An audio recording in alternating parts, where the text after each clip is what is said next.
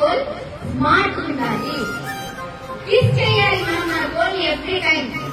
అక్షతలు వస్తూ ఉంటాయి, దాన్ని ఓవర్కమ్ ఎలా అవ్వాలి మేడం?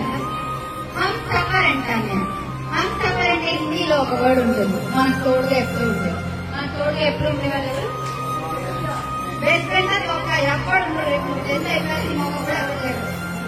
ఫ్యాక్ట్ చెప్తున్నా, మీరు బెస్ట్ ఫ్రెండ్స్ ఇప్పుడు ఇన్ని మాటలు చెప్తారు. 2 సంవత్సరాలు ఏదైనా చిన్న గొడవ రానియండి, అమ్మాయిలు ఎక్కువ వస్తూ ఉంటాయి. ఆ పిల్ల రానేసిందేనమ్మా, దాంట్లో వెళ్ళి అలా చెప్పిందంటే ఫ్రెండ్స్ ఏమైనా సరే నో రిలేషన్, అమ్మా నాన్నకు మించిన రిలేషన్ ఏది లేదు. The only relation you can trust only parents. వాళ్ళు నిస్వార్థంగా మిమ్మల్ని ప్రేమిస్తారు, మీరు తప్పు చేసినా ఏం చేసినా సరే.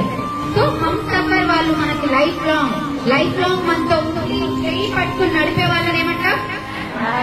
పేరెంట్స్. హమ్ సఫర్. తర్వాత మళ్ళీ చెప్పండి, బెస్ట్ ఫ్రెండ్స్, లవర్స్, కంపార్టబుల్ చెప్పండి. టీచర్స్. మన టీచర్స్ మాట్లాడుకుంటాము. టీచర్స్ మాట్లాడుతుంటే మనం గోల్ చేసుకుంటాం. వాళ్ళు ఏదో వాళ్ళ పనికి ఏదో చెప్పుకుంటూ పోతున్నారు, మనం మాటలు పట్టించుకుంటూ ఉంటాం. అంతేనా? అదేనా మనం చేయాల్సింది?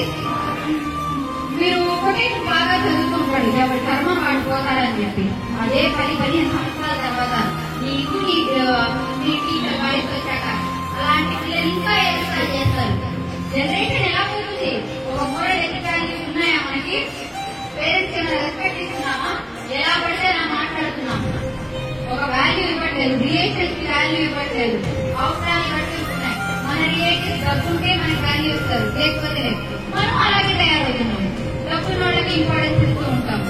సో రిలేషన్స్, మోరల్స్ ఇవే పనిచేయట్లేదు. సో గుర్తుపెట్టుకోండి, మనం ఒక సక్సెస్ పొజిషన్ కి వెళ్తే సంతోషించే వాళ్ళలో పేరెంట్స్ ఉంటే తర్వాత మన టీచర్సే ఉంటారు. మన టీచర్స్ అంత సంతోషం ఎవ్వరు పడరు, అది గుర్తుపెట్టుకోండి.